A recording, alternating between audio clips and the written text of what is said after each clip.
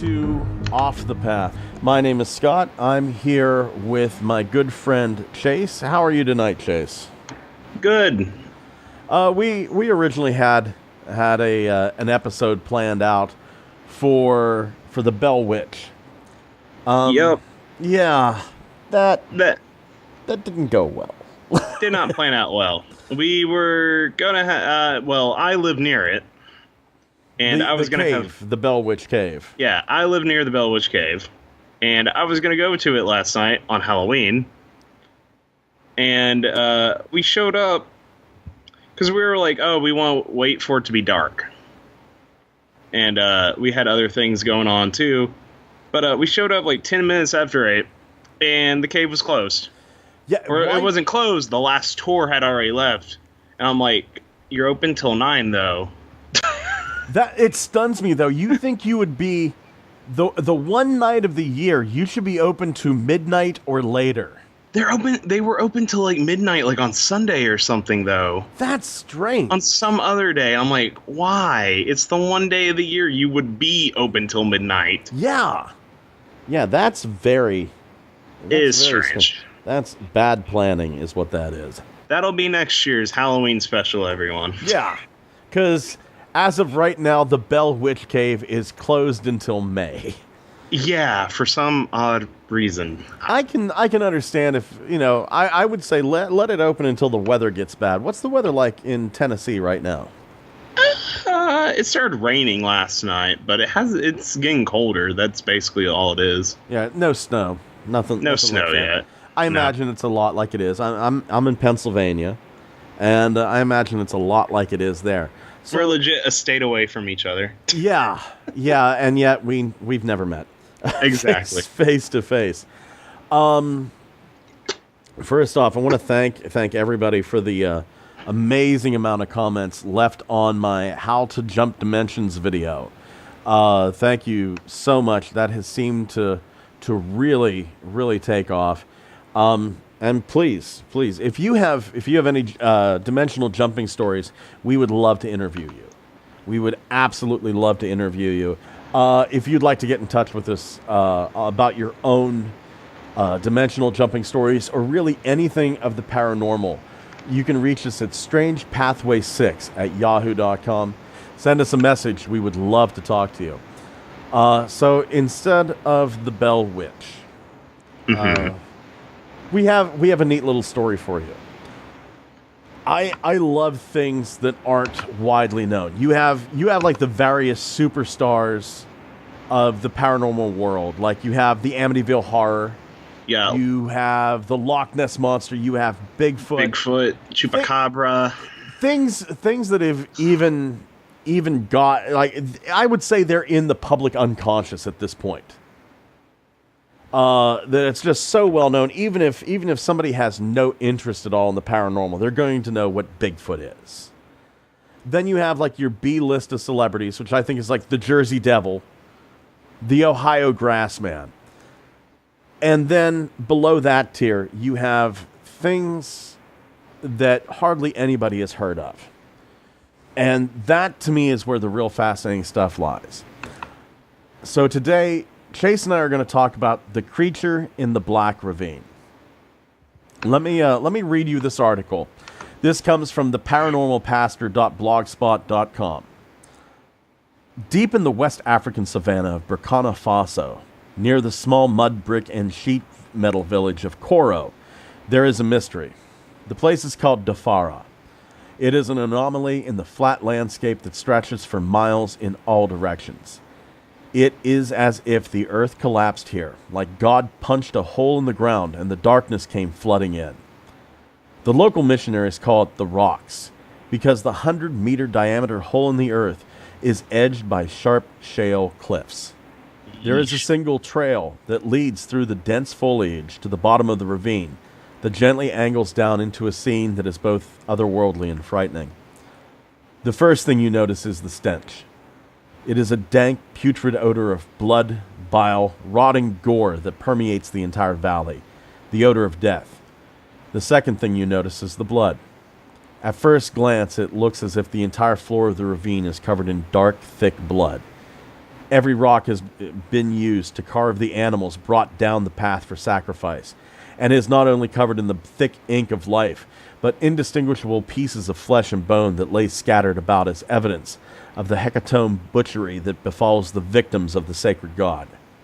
A god that dwells in the dark recesses of the watery abyss that dominates the center of the chasm. The murky pond is roughly kidney-shaped and covers an area just slightly smaller than that of an Olympic-sized pool. How deep it is, no one can tell, since the fertility god that abides here is no idol made out of wood or stone. No, the fertility god that demands the sacrifice of highly prized livestock is a living creature. A flesh-eating aquatic creature of shocking proportions, living in a small lake far from any other source of the fresh-flowing water. The dark creature is rumored to have grown to such an enormous size, not only because of its taste for raw flesh, but also because of the occult forces which it allegedly wields. The villagers of Koro and the surrounding area flock here so that their infertile women may bear healthy offspring. Famine has decimated the area population, and the infant mortality rate is close to 10%. The nationals struggle to eke out the most meager of existence. Yet they offer up what sometimes is their only source of protein in order to procure the healthy birth of a child. If they do not sacrifice, they risk not only the loss of their children that are still in utero, but they flirt with the chance that they themselves might become sterile, and hope for any offspring will be denied them forever. They live in darkness and fear, enslaved to the power of the behemoth beneath the dark water of Dafara. It is a fear that also lives in legend. You cannot go in the water of Dafara. The god will eat you alive. Such was the fate of the first Western explorer who happened upon the site in the middle of the 19th century. It's rumored that he scoffed at the native superstitions and dove off the cliffs into the milky water of the pool. He never surfaced, but days later they found his bones along the shore. The pastor continues to write, I witnessed the creature at Dafara in the summer of 1986. I was on a missionary tour in the city of Bobo Dioulusa, and some of the long-term missionaries wanted me to take a look at the site. As the Africans approached the water's edge, they offered pieces of flesh by throwing them into the cloudy water. Silently, a large hump broke the surface. Its skin was smooth and black, without any noticeable dorsal fin. The creature's back rose out of the water until the enormity of its size could be revealed. At the time, I estimated it to be the size of a large couch that was in the lobby of the missionary station where we were currently residing. It was about 7 feet long. I saw no other feature on the animal, neither eyes nor mouth, just the large hump and the splashing about of something a few inches away from it where the meat had been thrown. After it had finished a small chicken, the ebony mass submerged and we did not see it again. On the way up the path to our rover, I asked our host what exactly it was that we had seen lurking in the murky water. He said he had no idea. He had been stationed there for almost a decade, and he had never had the opportunity to actually see more than what we had just seen ourselves. It's some kind of fish, I think, but I've never seen one that large. If it was a fish, I asked him how in the world it got there. The nearest river, the upper Volta, was over 50 miles away. He gave me an odd look that told me he thought it was beyond any rational explanation. So that's the story. That's the story of the creature in the Black Ravine. And we do have photos of the ravine itself. The same pastor, a little bit later on, in 2011, the original article was written in 2008, but in 2011, he wrote a new article detailing his encounter with the creature. And the first thing that pops to my mind, I really don't think this is anything unknown. 7 feet is huge, but the first thing that occurs to me is catfish. Yeah. You get that too, Chase. Yeah, catfish can get huge. Yeah. So I'm Googling right now catfish size. Yeah. Well, wasn't there one in India that swallowed a man whole? Yeah, yeah. Yeah. I've heard of that story. Whether there's any truth to it or not, I don't know. But I mean, there are some images. It's these things can get massive. Now, And they're delicious. yeah, yeah, they really are. They really are. But you say black mass, and the first thing that I think of is catfish. Especially if it's like water in the middle of nowhere. Exactly. Because those things, they're number one, they're voracious, but they're bottom feeders. They don't really they will take live prey, but catfish, it's they're kind of an opportunistic feeder. They will eat pretty much anything. The largest catfish recorded was 9 feet. Yeah. So it's totally a possibility. I think so. I think what we're probably looking at is a catfish. I don't think it's any kind of dinosaur or something. And I remember, I grew up in a heavily forested area, so I remember a lot of people would bring catfish into their pond. You bring 10 catfish into your pond, and you hope they mate, and it's a pretty steady supply of food. That is true. Because those things, again, are delicious. They really are. Yeah, they're really tasty. Especially with some Cajun sauce. Have you ever eaten a cryptid? It's And it's like, I think I had a side of Bigfoot the other week. yeah. It's very tempting, like to say, yeah, I ate the creature of the Black Ravine. What of it? But then you have to deal with something that, eating something that once ate a human, and yeah, cannibalism by degrees. That's the one part of the story. It's like, first Western explorer dives in, bones found on the side a few days later. Yeah. Bones, like, were they, like, it doesn't say if they were picked clean or anything, but it's just like, would the catfish regurgitate the bones? I don't know. Also, how long would a catfish live? Let's see. I'm actually looking up, like right now. I am looking up 60 years. 60 years. That's a good long run. And it's enough time for another one to pop up. Yeah. And remember, they said they don't know how deep this pond is. So you can't see it. There's got to be there one would think that there would have to be a breeding population of these things.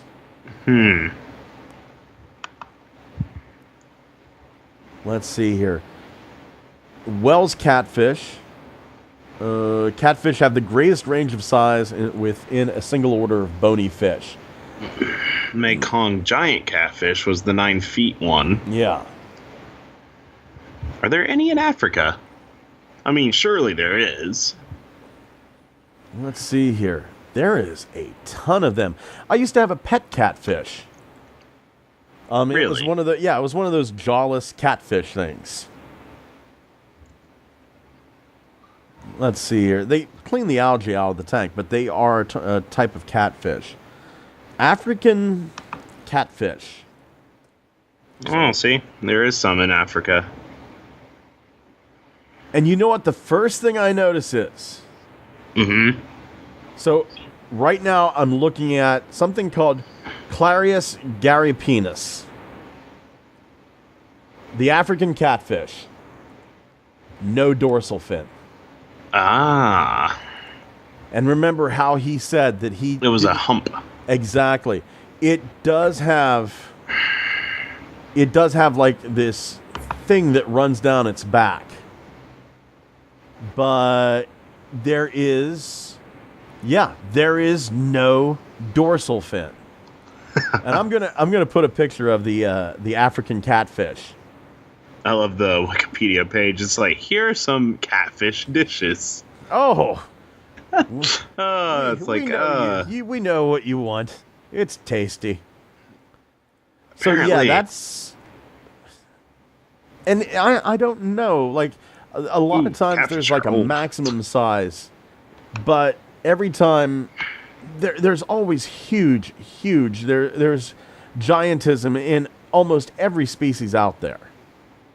That is true. Yeah, and if you take like your average catfish is such and such, and your average giant catfish is such and such, remember there used to be a human being that was almost 9 feet tall.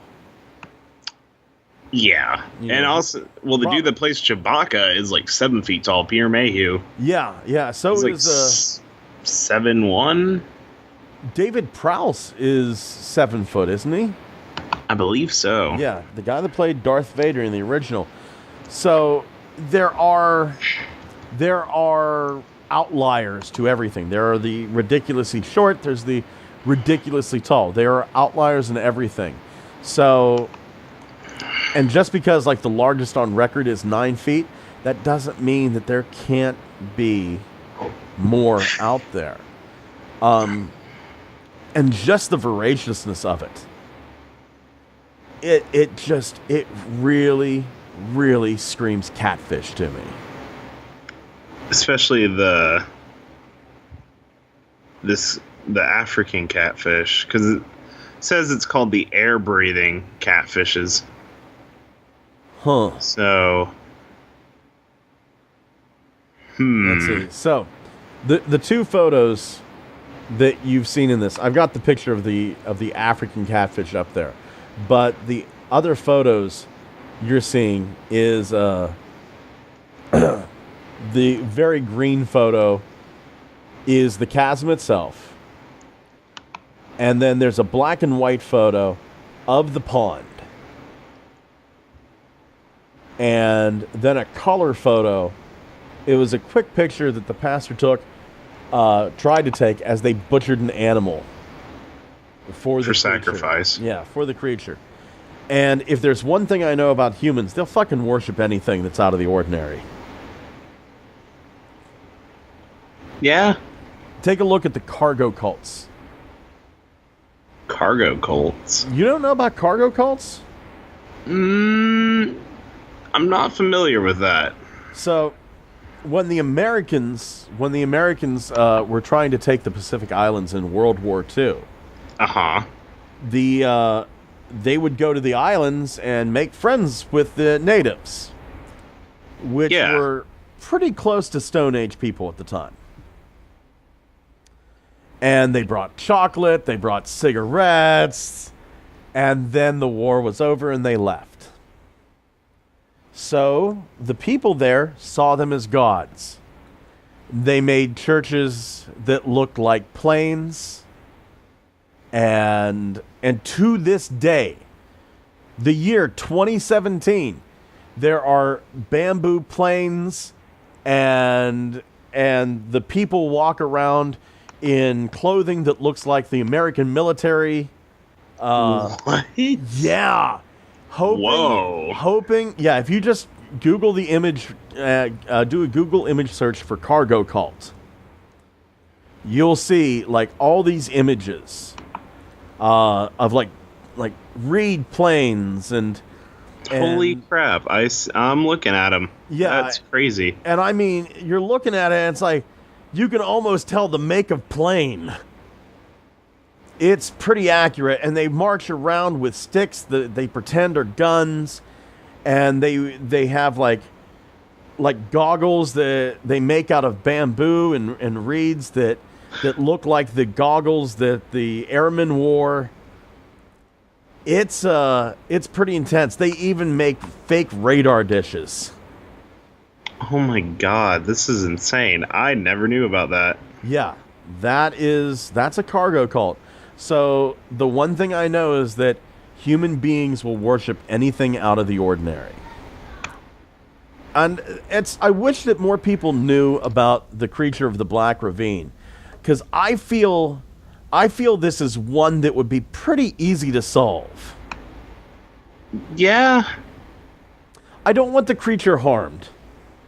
No. Right, but it'd be easy to figure this out. Exactly. You've got, like, whenever you're dealing with Bigfoot, you've got the entire forest system of the world. Or the U.S. Well, no, the world. Yeah, I guess so. Anywhere you have, like, the rock apes of Vietnam, you have the Yeti in the mountains of Nepal. That's not even a forest system. Yeah, anywhere that there aren't humans, you can pretty much guarantee that somebody's seen a Bigfoot. And I know for a fact that thing's out there. I've seen the damn thing twice. Really? Oh yeah. That's an episode for later. Indeed.